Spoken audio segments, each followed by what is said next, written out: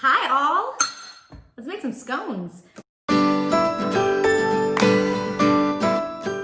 We are making chocolate cherry oatmeal and buttermilk scones. Okay, so it all starts with a little bit of oat flour. So if you don't have oat flour, I usually don't buy oat flour because you can make your own. I just take about a heaping scoop of a half cup.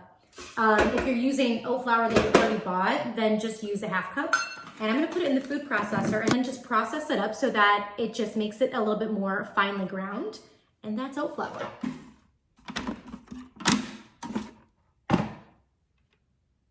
So as you can see, it is finely ground. And I'm just gonna leave it in here and pop everything else in there. So to this, I'm going to add a cup and a half of just regular unbleached all-purpose flour. So I know it sounds a little redundant, but we're gonna add in some of the oats as well. It will process these up, but there is something magical that happens by having the ground oats and then a little bit of the thicker oats in there. It just works. So that's just another half cup of the oats that are not processed up. Some salt, I don't know, about half a teaspoon of salt. It's like a 5-finger pinch. So it's going in there. And 2 teaspoons of baking powder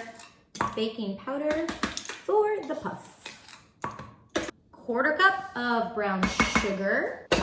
Pop the top on, give it a few little pulses just to kind of bring everything together. And now we're going to add in the butter. You can't have scones without some butter. So I'm using unsalted cold butter. I like to just cut it into some cubes like that.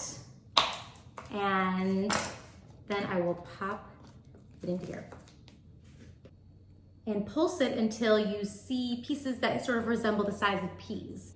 All right, so the buttermilk I have is nice and cold, and so I'm gonna add it in with the mixer running. So the acidity in the buttermilk, when mixed in here with the baking powder, will react and puff up, and that's what makes it so tender and fluffy. And you wanna make sure that your dough isn't too sticky. If it is, you can add a little bit more flour. And if it's too crumbly, you can add a little bit more of the buttermilk. But what you're looking for is for the dough to start to actually come together sort of in a ball. Obviously taking the blade out of the way and taking all of the mixture out of this. So put your mixture into a bowl like that. And I'm going to mix in the cherries and the chocolate chips that you can see there. So I'm just using some tart cherries. They're just dried cherries. I try to find them that don't have any additional sweetener in them. Okay, and then what I do is I just use my spatula and mix it in. Being careful not to overmix. I'm actually gonna put it on this cutting board that I put some flour on. So it's a little messy. That's okay. The trick that I have found with scones is really to fold. So you do this and fold it all together. Let's do one more fold. You can also use your rolling pin to help you in this as well. Make sure everything's nice and even. Okay, there we go. Now you don't want it to be too thin. I like it to be a little puffy. So this is a good inch, if not a little bit more. Okay, let's bake this up.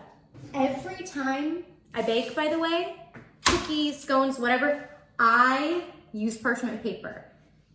It's the best way to preserve your pans, and I always feel like it gives me the best outcome. Ooh, let's do another sprinkle. Oats. So, cut straight down the middle, and then cut so that it makes a cross. All right, so now you have 4. Now, cut those in half so that you will have 8. This is going into the oven at 375, 20 to 25 minutes, making sure that the outsides get nice and golden, but also making sure that the inside gets cooked and is not doughy. These took about 27 minutes in the oven. So what you're looking for is to have a nice sort of golden brown along the outside. And because these are all together like this, you can see in the inside. All right, now you gotta wait for them to cool.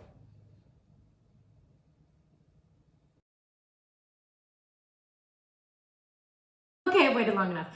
Oh, these look so delicious. They're so pretty. Now those are beautiful. I'm gonna eat this one. Now that is a scone.